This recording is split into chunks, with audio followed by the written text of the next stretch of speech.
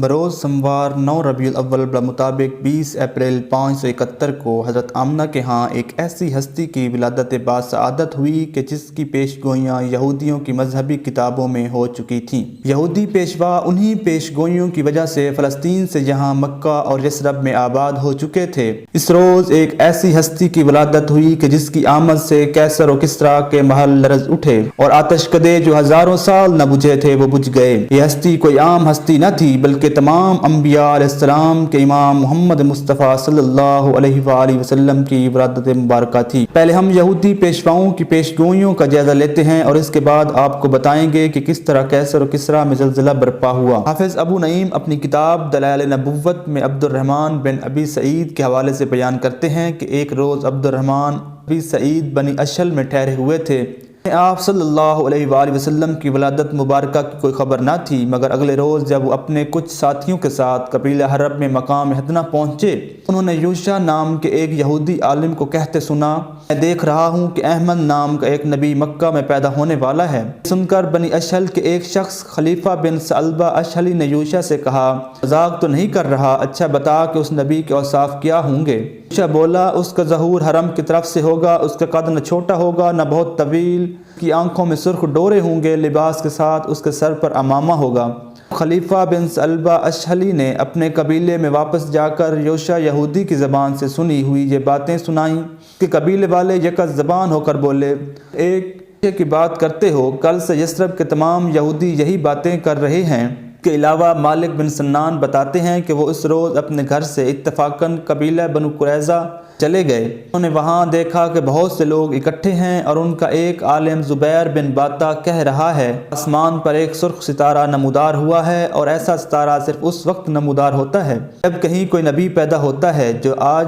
نبی پیدا ہوا ہے اس کا نام احمد ہے جو آخری نبی کا نام ہے اور وہ ہجرت کر کے یہیں آئے گا۔ یاد رہے کہ آپ صلی اللہ علیہ وآلہ وسلم کے متعلق تمام مذاہب کے مذہبی کتابوں میں پیش گویاں موجود ہیں جن کے مطابق آپ کا نام مبارک تورات و انجیل میں احمد آیا ہے۔ ابو نعیم چند دوسرے سکر راویوں اور زید بن ثابت رضی اللہ عنہ کے حوالے سے کہتے ہیں کہ بنو قریظہ اور بنو نذیر کے یہودیوں کا کہنا تھا کہ سرخ ستارہ صرف دنیا کے آخری نبی کی ولادت پر طلوع ہوگا، اس کا نام احمد ہوگا اور وہ ہجرت کر کے یثرب آئے گا، ہمارے لیے اس کی اطاعت لازم ہے۔ حافظ ابو بکر محمد بن جعفر بن سہل اپنی کتاب میں مختلف حوالوں سے بیان کرتے ہیں کہ حضرت صلی اللہ علیہ وآلہ وسلم کی ولادت مبارکہ کے واقعات کے مشہور بادشاہ نوشیروان کے ایوان میں سخت زلزلہ آیا اور اس کے ایوان کے 14 گنبد ٹوٹ کر گر پڑے۔ اگر بات یہاں تک ہی محدود رہتی تو اسے ایک حادثہ سمجھ کر توجہ کے قابل نہ سمجھا جاتا، مگر اس زلزلہ کے ساتھ چند اور بہت ہی غیر معمولی اور چونکا دینے والے باتیں بھی ظہور پذیر ہوئیں، جن میں ایک یہ تھی کہ شاہی آتش کدے میں پچھلے 1000 سال سے روشن آگ بھی بنا کسی وجہ کے ٹھنڈی پڑ گئی۔ 1000 سال میں ایسا کبھی نہ ہوا تھا کہ اس مقدس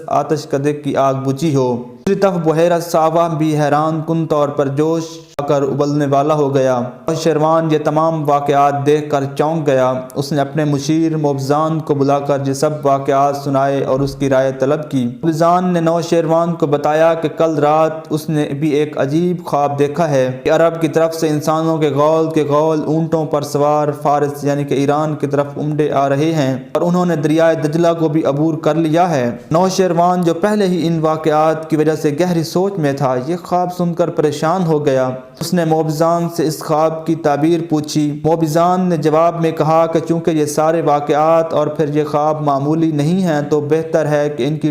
ٹھیک تعبیر جاننے کے لیے کسی عالم سے رابطہ کر لینا چاہیے۔ چنانچہ نوشیروان نے موبزان کے مشورے پر ایک خط لکھ کر یمن میں اپنے نائب السلطنت حاکم نعمان بن منذر کو بھیجا، اسے حکم دیا کہ وہ فوراً اس کی خدمت میں حاضر ہو اور اپنے ساتھ کسی ایسے شخص کو لائے جو بڑا عالم ہو اور نوشیروان کے تمام سوالوں کے جواب دے سکے۔ کسرا ایران کا یہ شاہی فرمان ملتے ہی نعمان بن منذر فوراً نوشیروان کی خدمت میں حاضر ہو گیا اور کسرا کے حسب الحکم ایک بہت بڑے عیسائی عالم شخص عبد المسیح بن عمر بن حیان بن نفیلہ غسانی کو بھی ساتھ لے آیا۔ نوشیروان نے عبد المسیح بن عمر کو تمام واقعات اور موبزان کا خواب سنایا، پھر ان کی تعبیر پوچھی۔ مسیح بن عمر نے جواب دیا کہ اگر حضور چاہیں تو ان واقعات اور خواب کے بارے میں اپنا خیال ظاہر کر سکتا ہوں، لیکن میری گزارش ہے کہ اس کے بارے میں میرے ماموں سطیح سے جو شام میں قیصر روم کی طرف سے نائب السلطنت ہیں دریافت کیا جائے، کیونکہ وہ مجھ سے کہیں زیادہ علم والے ہیں اور کہانت کے فن میں بھی طاق ہیں اور اس بارے میں مجھ سے بہتر بتا سکتے ہیں۔ نوشیروان کو عبد المسیح کی بات پسند آئی اور اس نے اپنے کچھ آدمی اس کے ساتھ کر کے اسے اس کے ماموں سطیح کے پاس شام بھیج دیا۔ عبد المسیح بن عمر شام کے دارالحکومت دمشق اپنے ماموں سطیح کے دربار میں پہنچا، جہاں وہ اپنی زرعی مسند پر بڑی تمکنت سے بیٹھا تھا۔ عبد المسیح نے سارے واقعات اور خواب سنا کر کہا کہ وہ شہنشاہ فارس نوشیروان کی طرف سے آیا ہے اور نوشیروان کی خواہش پر ان کی تعبیر جاننا چاہتا ہے۔ عبد المسیح کی باتیں سن کر سطیح چپ ہو گیا اور کسی نہایت گہری سوچ میں ڈوب گیا۔ عبد المسیح نے جب کوئی جواب نہ پایا تو یہ سمجھ کر کہ سطیح اس کی بات کو کوئی اہمیت نہیں دی، چند اشعار پڑھے جن میں سطیح کی عدم اتفاق کا گلہ کیا۔ سطیح اشعار سن کر اپنے استغراق سے باہر آیا اور کہا، جو واقعات تم نے بیان کیے ہیں وہ صحیح ہیں اور جو خواب موبزان نے دیکھا ہے وہ اس نے صحیح طور پر بیان کیا ہے، تو سمجھ لو کہ ایک دن نہ صرف کسریٰ ایران کے ہاتھ سے سلطنت چھین جائے گی، بلکہ یہ شام جس پر میں آج کل قیصر روم کی طرف سے حاکم بنا بیٹھا ہوں، یہ بھی انہی عرب ناکا یعنی کہ اونٹ سواروں کے قبضہ میں چلا جائے گا جنہیں موبزان نے خواب میں دریا دجلہ عبور کرتے دیکھا ہے۔ جب عبد المسیح نے اپنے ماموں سطیح کا جواب نوشیروان کو فارس واپس آ کر سنایا تو نوشیروان نے کہا کہ ابھی تو میری اولاد میں کئی پشتوں تک حکمرانی چلے گی، اس کے بعد جو ہوگا دیکھا جائے گا۔ بہرکیف تاریخ بتاتی ہے کہ کچھ عرصہ بعد سطیح کی پیشگوئی حرف بحرف سچ ثابت ہوئی اور حضرت صلی اللہ علیہ وآلہ وسلم کی حیات ایک مقدسہ کے آخری ایام سے فارس اور روم کے خلاف جو فوج کشی شروع ہوئی وہ بالآخر تیسرے خلیفہ راشد امیر المومنین حضرت عثمان غنی رضی اللہ تعالی عنہ کے عہد میں پایۂ تکمیل کو پہنچی اور نہ صرف ایران کی 3164 سال سے جاری شہنشاہیت کو مجاہدین اسلام نے اپنے گھوڑوں کی سموں تلے رون دیا، بلکہ سرزمین شام پر بھی اسلامی علم لہرا دیا گیا۔